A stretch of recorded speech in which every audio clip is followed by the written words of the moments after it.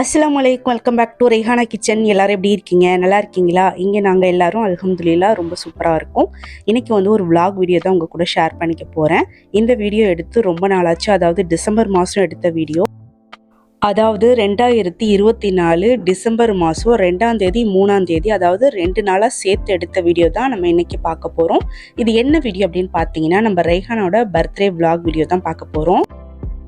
Okay, 2ஆம் தேதி மார்னிங்லேருந்து evening வரைக்கும் என்னோட டெய்லி ரொட்டீன் ஒர்க்லாம் இருக்கும் பார்த்தீங்களா, அது எல்லாத்தையுமே செஞ்சு முடிச்சுட்டு ஈவினிங் ஒரு 6 o'clock மேலே குலாப் ஜாமுன் செய்யலாம் அப்படின்னு சொல்லிட்டு ஃபஸ்ட்டு குலாப் ஜாமுன் செஞ்சு வச்சேன்.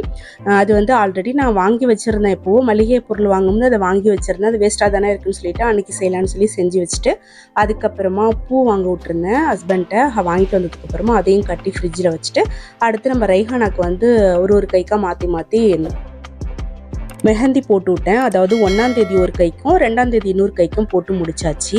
இது அடுத்த நாள், அதாவது டிசம்பர் 3ஆம் தேதி பர்த்டே அன்னைக்கு காலையில் எடுத்த வீடியோ. காலையில் பார்த்தீங்கன்னா ரெஹானா ஸ்கூலுக்கு போகிறதுக்காக ரெடி ஆகிட்டு இருந்தா. பர்த்டே அன்னைக்கு மட்டும் நம்ம ஸ்கூலுக்கு கலர் ட்ரெஸ் போட்டு விடலாம், மற்ற டைம்லாம் யூனிஃபார்ம் தான். ஸோ பர்த்டே ட்ரெஸ் போடலான்னு சொல்லிட்டு எல்லாமே அரேஞ்ச் பண்ணிட்டு இருந்தேன். பர்த்டே ட்ரெஸ் பார்த்தீங்கன்னா இதுதான், ஆஃப் சாரி தான் நான் ஸ்டிச் பண்ணியிருந்தேன். நாகூரில் ஒரு ஷாப்பில் போயிட்டு மெட்டீரியலாக எடுத்துகிட்டு வந்து நானே வீட்டில் தைச்சது. ஃபஸ்ட் டைம் பார்த்தீங்கன்னா நம்ம ரெஹானாவுக்கு பிரின்சஸ் கட்டிங்கில் ஒரு ப்ளவுஸ் தைச்சிருந்தேன். கை பஃப் இந்த மாதிரி நிறையா ஃப்ளீட் எடுத்து தைச்சிருந்தேன். பாவாடைக்கும் சட்டைக்கும் தனித்தனி கிளாத்து தான் கொடுத்துருந்தாங்க. பாவாடையோட கிளாத்தே பார்த்தீங்கன்னா நல்லா பெருசாக இருந்துச்சு. அதனால இந்த ப்ளவுஸையும் பாவாடையும் ஒரே கிளாத்லேயே தைச்சிட்டு சட்டைக்கான கிளாத்தை செப்பரேட்டாக தைச்சி எடுத்து வச்சுருக்கிறேன். அடுத்து பார்த்தீங்கன்னா நெட் ஷால் எடுத்திருந்தேன். இதோட ரேட் 150. அதே ஷாப்பில் தான் எடுத்திருந்தேன். அடுத்து ஹிப்பு பெல்ட் பார்த்தீங்கன்னா பாவாடையோட கிளாத்தில் அந்த பார்டர் இருக்குது பார்த்தீங்களா, அதுலேயே எடுத்து தைச்சிட்டேன். இந்த கலர் காம்பினேஷனில் நானே ஒரு ஆஃப் சாரி ரெடி பண்ணியிருக்கிறேன். எப்படி இருக்குன்னு மறந்துடாமல் கமெண்ட்டில் சொல்லுங்கள். அடுத்து நானே ரெடி பண்ண த்ரெட் பேங்கிள்ஸு, இது எப்படி இருக்குன்ட்டு சொல்லுங்கள். சிம்பிளாக தான் நான் ரெடி பண்ணியிருந்தேன். ஏன்னா ரொம்ப நாளாச்சு பேங்கிள்ஸ்லாம் செஞ்சு. ஸோ ரொம்ப வருஷத்துக்கு அப்புறமா செஞ்சதுனால ஓரளவுக்கு தான் கரெக்டாக வந்துச்சு. சரி பரவாயில்ல அப்படின்னு சொல்லிட்டு, ரொம்ப மோசமாக இல்லை அதனால் பரவாயில்லைன்னு சொல்லிட்டு ரெடி பண்ணிட்டேன். அதுக்கப்புறமா இந்த நெக்லஸ் பார்த்தீங்கன்னா மீஷோவில் தான் வாங்கியிருந்தேன். 180 ரூபான்னு சொல்லிட்டு ஓரளவுக்கு நல்லாவே இருந்துச்சு. இப்போ ரெஹானா ஓரளவுக்கு ரெடி ஆகிட்டு பசியாறிடலாம் அப்படின்னு சொல்லிட்டு ஹத்தா அவளுக்கு பசியாரை ஊட்டி விட்டுட்டு இருக்கா. பசியாறினதுக்கு அப்புறமா ஸ்கூலுக்கு சாக்லேட் எடுத்துகிட்டு போகிறேன் அப்படின்னு சொல்லியிருந்தா. அதுக்காக தான் வாங்கியிருந்தோம், கூட படிக்கிற பசங்களுக்கெல்லாம் கொடுக்கலாம் அப்படின்னு சொல்லிட்டு. ஸோ சாக்லேட் ஒரு பாக்ஸில் போட்டு கொடுத்து விட்டுட்டு மீதி சாக்லேட் கொஞ்சம் இருந்துச்சு, அதை நான் வீட்டுக்கு எடுத்து வச்சுக்கிட்டேன். அடுத்து இந்த பர்த்டே டெக்கரேட் ஐட்டம்ஸ்லாம் நான் மீஷோவில் தான் வாங்கியிருந்தேன். அதில் 2 பலூன் மட்டும் இப்போ ஸ்டார் பலூன் மாதிரி கொடுத்துருந்தாங்க. அதை மட்டும் நான் இப்போ எடுத்து வச்சுருக்கிறேன். இன்னும் நிறைய இருக்குது, அடுத்து நான் உங்களுக்கு காட்டுறேன். இப்போ ரெஹானா பார்த்தீங்கன்னா இன்னும் கொஞ்சம் ரெடி ஆகணும், கொஞ்சம் மேக்கப்லாம் போட்டு விடலாம் அப்படின்னு சொல்லிட்டு. குட்டி பசங்கள்னாலே பார்த்தீங்கன்னா இந்த மாதிரி ட்ரெஸ் பண்ணிக்கிறதுக்கு மேக்கப் போட்டுக்கிறதுக்குலாம் ரொம்ப இன்ட்ரெஸ்ட்டாக ரொம்ப ஆசையாக இருப்பாங்க இல்லையா. ஸோ அதனால தான் இன்றைக்கி பர்த்டே வேறு ஸ்கூலுக்கு போகிறாங்க அப்படிங்கிறதுனால லைட்டாக கொஞ்சம் மேக்கப்லாம் போட்டு அனுப்பி விட்டுட்டேன். அதுக்கப்புறமா மதியானத்துக்கான லஞ்சு செய்கிறதுக்கு நான் ரெடி பண்ணிட்டு இருந்தேன்.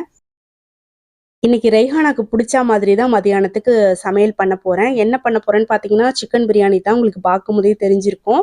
ஹஸ்பண்ட் காலையிலேயே எல்லாமே வாங்கிட்டு கொடுத்துட்டா. சீக்கிரமாக சமையல் வேலையெல்லாம் ஸ்டார்ட் பண்ணிடலாம் அப்படின்னு சொல்லிட்டு ஒன்று ஒன்றா பார்த்துட்ருக்கேன். ரெஹானா சொல்லியிருந்தா ஸ்கூலில் இருக்கிற ஃப்ரெண்ட்ஸ்க்கு, அதாவது கிளாஸில் இருக்கிற ஃப்ரெண்ட்ஸ்க்கெலாம் கொடுக்கணும் அப்படின்னு சொல்லிட்டு கொஞ்சம் நிறையா செஞ்சு கொடுத்து விடுமா அப்படின்னு சொல்லியிருக்கிறா. மதியானம் நான் பிரியாணி ரெடி பண்ணி அவளுக்கு ஸ்கூலுக்கு தான் கொடுத்து விட போகிறேன். இன்னைக்கு வீட்டுக்கு வரமாட்டா. பிரியாணியில் சேர்க்கறதுக்காக சின்ன வெங்காயத்தை உரித்து மிக்சி ஜாரில் வச்சுருக்கிறேன். இதில் தண்ணி ஊற்றாமல் கொஞ்சம் கொரப்பாக அரைச்சி எடுத்துக்கிட்டேன். அதுக்கப்புறமா பிரியாணி செய்கிறதுக்கு ஸ்டார்ட் பண்ணியாச்சு. பிரியாணி சட்டி வச்சு தாளிக்கிறதுக்கும் ஸ்டார்ட் பண்ணிட்டேன். பக்கத்துலேயே இன்னொரு பாத்திரத்தில் பிரியாணிக்கு தேவையான அரிசியை நல்லா வாஷ் பண்ணிவிட்டு ஊற வச்சுருக்கிறேன். அதுக்கப்புறம் நம்ம அரைச்சி வச்சுருக்கிற சின்ன வெங்காயத்தையும் இந்த தாளிப்போடு சேர்த்துக்கிறேன். நம்ம சேனலில் செப்பரேட்டாக பார்த்தீங்கன்னா பிரியாணி ரெசிபிஸ் வீடியோலாம் போட்டிருக்கிறேன். உங்களுக்கு வேணும்னா செக் பண்ணி பாருங்கள். நம்மளோட சேனலில் சிக்கன், மட்டன், பீஃபு, இறாலு, காடை, ஃபிஷ் இந்த மாதிரி எல்லாத்துக்கான பிரியாணி வீடியோவும் நான் செப்பரேட்டாக போட்டிருக்கிறேன். உங்களுக்கு வேணும்னா மறந்துடாமல் செக் பண்ணி பாருங்கள். ரொம்ப ஈஸியாக தான் சொல்லி கொடுத்துருப்பேன். எல்லாருமே, அதாவது சமையல் தெரியாதவங்க கூட ஈஸியாக பண்ணலாம். அந்தளவுக்கு நான் ரொம்ப ஈஸியான மெத்தடில் தான் செஞ்சுருப்பேன். கண்டிப்பாக செக் பண்ணி பாருங்கள். இப்போ பிரியாணி ஒரு சைடு ரெடி பண்ணிக்கிட்டு இன்னொரு அடுப்பில் பார்த்தீங்கன்னா கேசரி செய்யலான்னு சொல்லி அதுக்கு ரெடி பண்ணிகிட்ருக்கிறேன். கேசரி செய்யறதுக்கு ஸ்டவ்வை சிம்ல வச்சுட்டு அதில் ஒரு அடிகனமான பாத்திரம் வச்சுக்கலாம். நெய்யும் ஆயிலும் கலந்து 1/2 கப் சேர்த்துருக்கிறேன். லைட்டாக சூடு வந்ததும் 1 கப்பு ரவையை சேர்த்து கொஞ்சம் கலர் சேஞ்ச் ஆகுற வரைக்கும் நல்லா வறுத்து விட்டுடணும். கொஞ்சம் மணம் வர வரைக்கும் நல்லா வறுத்துட்டு 1 கப்பு ரவைக்கு 3/4 கப்பு நான் வந்து சுகர் சேர்த்துருக்கிறேன். உங்கள் டேஸ்ட்டுக்கு ஏற்ற மாதிரி நீங்கள் சேர்த்துக்கலாம். சேர்த்து அதையும் நல்லா கலந்து விட்டுட்டு கூடவே வந்து ஒரு பிஞ்ச் அளவுக்கு சால்ட்டு, அரை ஸ்பூன் வந்து ஏலக்காய் பவுடர் போட்டு அதையும் நல்லா கலந்து விட்டுருங்க. அடுத்து இதில் நல்ல சூடான தண்ணியை 1 கப்பு ரவைக்கு 3 கப்பு தண்ணி சேர்த்துக்கணும். சேர்த்து நல்லா கலந்து விட்டுட்டு கொஞ்சமாக கேசரி பவுடரையும் சேர்த்து மிக்ஸ் பண்ணி மூடி வச்சிடலாம். ஸ்டவ் சிம்லேயே இருக்கட்டும். இது நல்லா கொதிச்சு ரவை வெந்து வரட்டும். கேசரி ரெடி ஆகிட்டு இருக்க கேப்பில் நான் வந்து வெங்காய பச்சடிக்கு ரெடி பண்ணிட்டு இருக்கிறேன். வெங்காயம்லாம் கட் பண்ணி ரெடி பண்ணி வச்சுட்டு லாஸ்ட்டாக வந்து தயிர் சேர்க்கலாம் அப்படின்னு பார்க்கும்போது தயிர் வந்து கொஞ்சம் தண்ணியாக இருந்துச்சு. நாங்கள் வந்து வீட்டு தயிர் தான் வாங்குவோம். ஸோ அந்த தயிர் வந்து பார்த்திங்கன்னா கொஞ்சம் தண்ணியாக இருந்ததுனால அதை வந்து ஃபில்ட்ரு பண்ணிவிட்டு அந்த கெட்டியான தயிரை மட்டும் இந்த ஆனியன் கூட சேர்த்து நல்லா மிக்ஸ் பண்ணி அதை எடுத்து வச்சிட்டோம் அப்படின்னாக்கா வெங்காய பச்சடி வந்து ரெடி ஆகிடும். இப்போ மூடி வச்சிருந்த கேசரியை ஓப்பன் பண்ணி நல்லா கலந்து விட்டுக்கலாம். கேசரி செஞ்சு முடிக்கிற வரைக்கும் ஸ்டவ் வந்து சிம்லேயே இருக்கணும். ரொம்ப ஹையில் வச்சிருந்தீங்க அப்படின்னா அடி பிடிச்சிரும். அதனால சிம்மில் வச்சே ரெடி பண்ணுங்க. இதே மெத்தடில் நீங்களும் செஞ்சு பாருங்க. செம்ம டேஸ்ட்டாக சூப்பராக வரும். பாலெல்லாம் சேர்க்க தேவையில்லை. நம்ம வந்து வெறும் தண்ணியிலேயே செஞ்சாலே சூப்பராக இருக்கும். ஒரு 5 நிமிஷம் திரும்பவும் மூடி வச்சுட்டு ஓப்பன் பண்ணி நல்லா கலந்துட்டு இறக்கி வச்சுட்டேன். அடுத்து நம்ம வந்து கேசரிக்கு தாளித்து அதையும் சேர்த்துடலாம். ஒரு கடாயில் 2 ஸ்பூன் நெய் சேர்த்து நல்லா உருகுனதுக்கு அப்புறமா குட்டி குட்டியாக கட் பண்ண பாதாம் வந்து கொஞ்சமாக சேர்த்து ஒரு 2 நிமிஷம் நல்லா வறுத்து விட்டுட்டு அதுக்கப்புறமா கொஞ்சமாக உலர் திராட்சை சேர்த்து அதை நல்லா வந்து வறுத்து விட்டுக்கலாம். ரெண்டையும் நல்லா பொன்னிறமாக வறுத்ததுக்கு அப்புறமா அப்படியே எடுத்துகிட்டு வந்து கேசரியில் போட்டு நல்லா மிக்ஸ் பண்ணிவிட்டு எடுத்து வச்சிடலாம். அவ்வளோதான், கேசரி ரெடி ஆயிடுச்சு. முந்திரி பருப்பு இருந்தால் நீங்கள் வந்து அதையும் சேர்த்துக்கோங்க. முந்திரி பருப்பு அன்னைக்கு என்கிட்ட இல்லை, அதனால நான் வந்து பாதாமும் உலர் திராட்சை மட்டும் சேர்த்துருக்கிறேன். அடுத்து இன்னொரு அடுப்பில் நம்ம சிக்கன் பிரியாணிக்கு ரெடி பண்ணிட்டு இருந்தோம் பார்த்தீங்களா. சிக்கன் பிரியாணி சூப்பராக ரெடி ஆகிடுச்சு. லாஸ்ட்டாக கொஞ்சமாக மல்லி புதினா போட்டுட்டு நம்ம பாதாமும் உலர் திராட்சையும் கேசரிக்கு வறுத்தும் பார்த்தீங்களா, அதில் 1 ஸ்பூன் நெய் ஊற்றி நல்லா உருகுனதும் அதையும் இது கூட சேர்த்துட்டு பிரியாணி நல்லா ஒரு டைம் வந்து பெரட்டி விட்டுட்டு மூடி வச்சு ஒரு 10 நிமிஷத்துக்கு அப்புறமா நம்ம ரெய்ஹானாவுக்கு சாப்பாடு கொடுக்குற டைம் வந்துருச்சு. அதனால அஹல்கஹா ஃப்ரெண்டுக்கும் 2 டப்பாவில் போட்டு கொடுத்து விட்டுட்டேன். ஹஸ்பண்ட் தான் கொண்டு போய் கொடுத்துட்டு வந்ததுக்கு அப்புறமா நாங்கள் எல்லாரும் உட்காந்து மதியானம் லஞ்ச் வந்து சாப்பிட்டு முடிச்சாச்சு.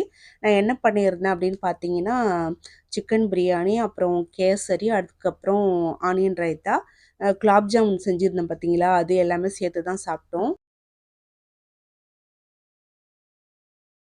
அடுத்து ஒரு 4 மணியை போல் ஒரு பேக்கரியில் வந்து முன்னாடி நாளே கேக் வந்து ஆர்டர் கொடுத்துருந்தோம். அதை போய் வாங்குறதுக்காக பில்லெல்லாம் எடுத்துகிட்டு போய் ரியாஸ் வாங்கிட்டு வந்துட்டாரு. இந்த கேக் வந்து நம்ம ரெய்ஹானாவுக்காக, அதாவது அவளோட தங்கச்சிக்காக ரியாஸ் தான் வந்து ஆர்டர் பண்ணியிருந்தாரு. பிளாக் ஃபாரஸ்ட் கேக் வேணும் அப்படின்னு சொல்லிட்டு ஆசையாக கேட்டிருந்தா. சரி ஓகேன்னு சொல்லிட்டு ரியாஸ் வந்து நான் வாங்கி கொடுக்குறேம்மா அப்படின்னு சொல்லிட்டு பர்த்டே கிஃப்டாக பார்த்தீங்கன்னா அவர் வந்து பிளாக் ஃபாரஸ்ட் கேக் வந்து வாங்கி கொடுத்துட்டாரு. அதுக்கப்புறமா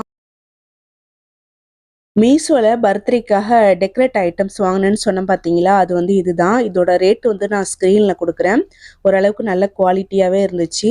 நம்ம ஒன்று ஒன்றா லூஸில் வாங்குறத விட இந்த மாதிரி ஒரு கிட்டாக வாங்கி வச்சுக்கிட்டோம் அப்படின்னாக்கா நமக்கு ரொம்ப யூஸ்ஃபுல்லாக இருக்கும். தேவைப்படுறப்ப எடுத்து யூஸ் பண்ணிவிட்டு அது அப்படியே ஒன்று கூட ஒரு பொருள் கூட மிஸ் ஆகாமல் திரும்பவும் நம்ம அப்படியே எடுத்து வச்சிட்டோம் அப்படின்னா ரொம்ப நாள் வந்து நம்ம வச்சு யூஸ் பண்ணிக்கலாம்.